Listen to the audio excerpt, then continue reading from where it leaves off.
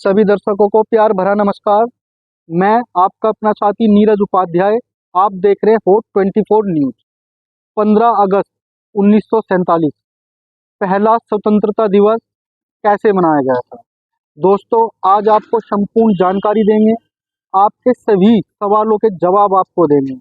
आखिर क्यों अलग अलग हुए भारत और पाकिस्तान, कैसे हुआ देश का बंटवारा, 200 साल गुलाम रहने के बाद आखिर अंग्रेजों का शासन कैसे खत्म हुआ और हमारा तिरंगा कैसे लहराया। दोस्तों, अंत तक बने रहे, वीडियो को लास्ट तक जरूर देखें। आज आपको दिखाते हैं हमारे विशेष संवाददाता अमित शर्मा की तैयार की हुई एक खास रिपोर्ट।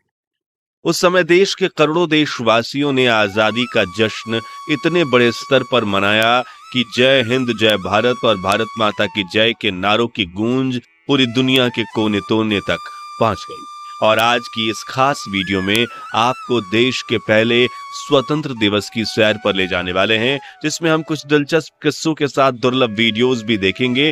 बाकायदा हम ब्रिटेन का झंडा उतारकर भारत का तिरंगा लगाने का दुर्लभ वीडियो भी देखेंगे। इन सब की मदद से आप उन खुशनुमा पलों को खुद महसूस कर पाएंगे। आपका सीना गर्व से चौड़ा हो जाएगा और तो और खुशी के आंसुओं से भर जाएंगी आपकी आंखें। तो पूरा वीडियो जरूर देखिएगा।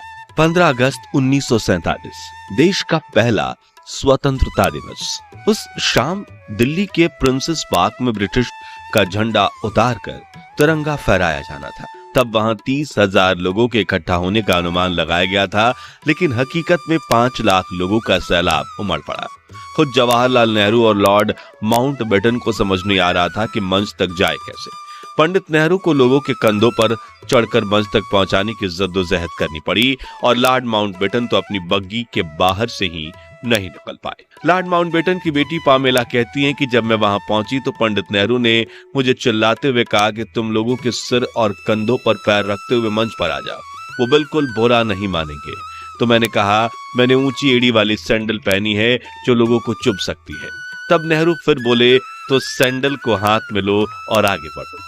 ये कहते हुए नेहरू भी लोगों के ऊपर से होते हुए मंच पर पहुंचे और फिर उन्हें देखते हुए मैंने भी अपनी सैंडल उतारकर हाथों में लिया और इंसानों के सरों पर कालीन की तरह पैर रखते हुए पहुंची, जहां मैं सरदार पटेल की बेटी मणिबेन पटेल के साथ जाकर खड़ी हो गई। उधर माउंटबेटन की बग्गी लोगों के सैलाबों के बीच इतनी बुरी तरह से फंस गई थी कि वो उसमें से उतरने की सोच भी नहीं सकते थे। इसलिए उन्होंने पंडित नेहरू की तरफ देखते हुए चिल्लाकर कहा, लेट्स होस्ट दी फ्लैग, यानी चलिए झंडा फहराइए।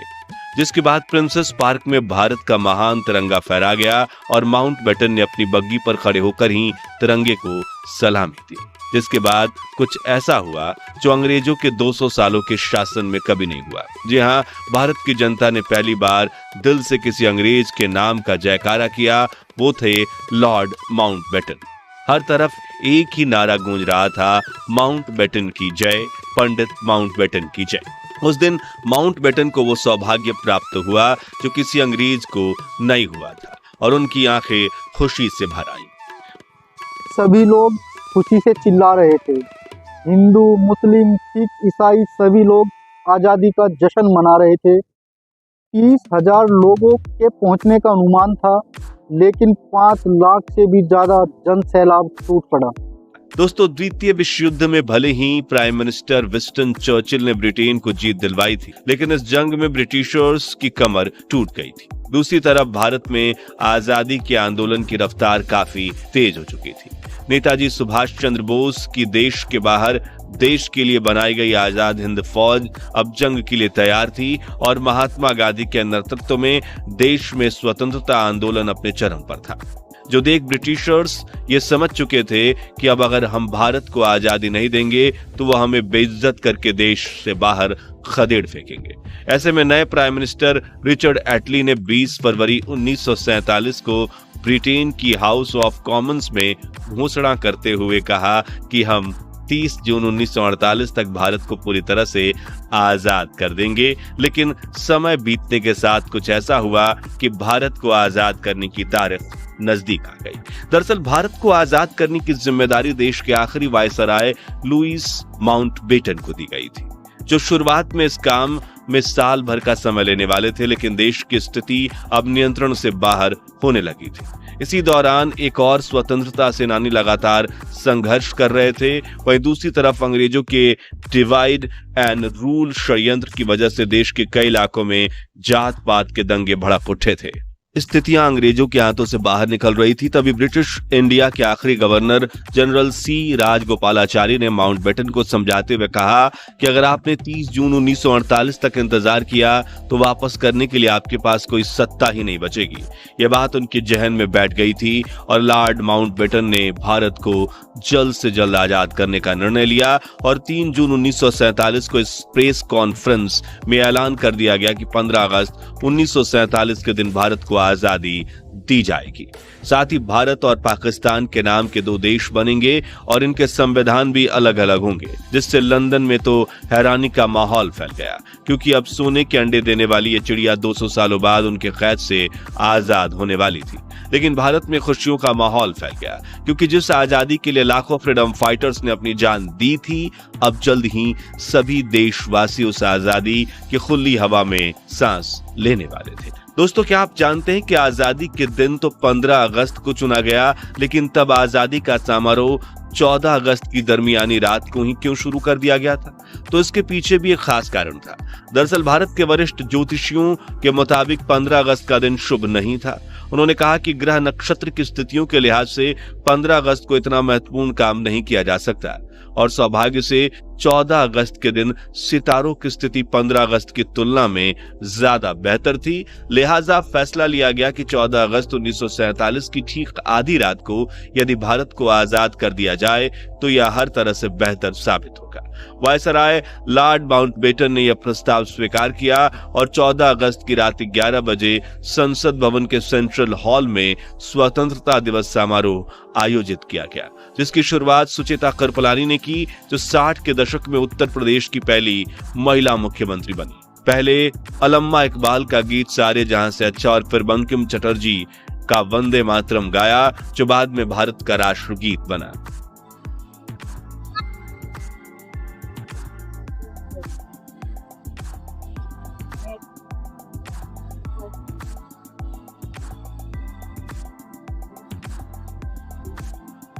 ठीक 11:55 पर आजाद भारत के पहले प्रधानमंत्री जवाहरलाल नेहरू ने अपना प्रसिद्ध भाषण ट्रस्ट विद डेस्टिनी यानी कि नियति से मिलन शुरू करते हुए कहा, बहुत साल पहले हमने अपनी नियति से वादा किया था और अब वो समय आ गया है जब हम अपनी प्रतिज्ञा को पूरा करेंगे। पूरी तरह से या पूरी तरह से तो नहीं, लेकिन बहुत हद तक। आधी रात के समय जब दुनिया सो रही होगी, भारत जीवन और स्वतंत्रता के लिए जागेगा। आगे उन्होंने कहा, अच्छा है कि इस वक्त खास तौर से इस बात को याद रखें, इस आजादी के दरवाजे पर जब हम खड़े हैं, कि हिंदुस्तान किसी एक फिरके का मुल्क नहीं है, एक मजहब वालों का नहीं है, बल्कि बहुत सारे बहुत किस्म के बहुत धर्म और मजहबों का है। फिर घड़ी में जैसे ही रात के 12 बजे तो एक साथ कई शंख बजने लगे। वहां मौजूद लोगों की आंखों से आंसू बह निकले। महात्मा गांधी और सुभाष चंद्र बोस की जय के नारे से सेंट्रल हॉल गूंज गया। राष्ट्रपति सुभाष चंद्र बोस के 51 बहनों पापा देखिए, राष्ट्रपति सुभाष चंद्र बोस का 51 बैलों के रथ का तारीखी जुलूस इतिहास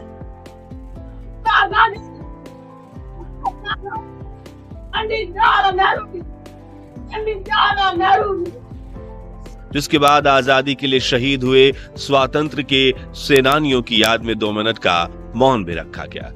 आजादी के शहीदों यानी आजादी की जंग में जान कुर्बान करने वाले बहादुरों की याद में 2 मिनट की खामोशी।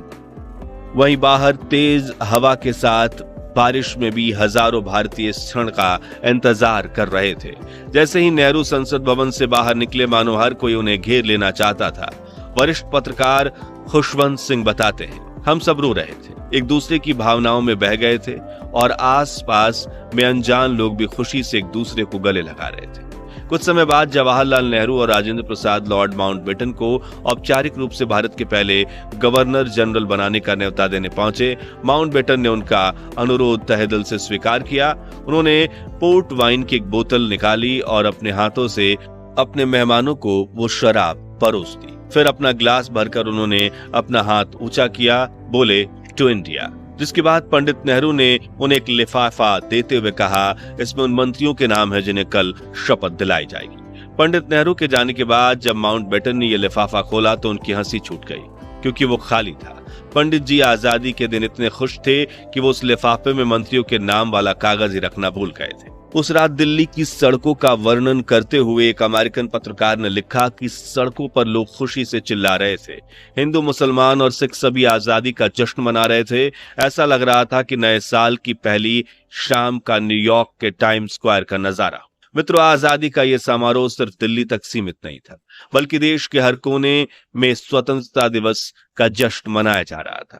जैसे सपनों के शहर मुंबई में शहर के मेयर ने ताज जैसे खूबसूरत होटल में रात्रि भोज का आयोजन किया। हिंदुओं के धार्मिक शहर बनारस में एक मुसलमान द्वारा राष्ट्रीय झंडा फहराया गया, तो वहीं उत्तर पूर्व के पहाड़ी शहर शिलोंग में गवर्नर ने एक समारोह की अध्यक्षता में 4 जवानों द्वारा राष्ट्रीय झंडा फहराया गया। इन नौजवानों में हिंदू, मुसलमान और लड़के लड़कियां 2 जोड़ों में थे। यहाँ दिल्ली में आजादी का जश्न मनाकर कुछ लोग अपने घर चले गए, तो कुछ वहीं संसद भवन के पास हरे लॉन में और फुटपाथ पर सो गए। 15 अगस्त की सुबह 8:30 बजे लॉर्ड माउंटबेटन ने जवाहरलाल नेहरू को स्वतंत्र भारत के प्रथम प्रधानमंत्री के रूप में शपथ दिलाई। आइए इस ऐतिहासिक क्षण की दुर्लभ वीडियो देखते हैं। और हमारे सब प्रधानों के सामने फेडरल कोर्ट के चीफ जस्टिस न्यायमूर्ति श्री हरिलाल कन्या के हाथों देश सेवा की शपथ लेते हैं। इसी तरह गवर्नर जनरल के हाथों अपनी नई हुकूमत के मुख्य प्रधान पंडित नेहरू और दूसरे प्रधान देश सेवा की शपथ ले रहे हैं।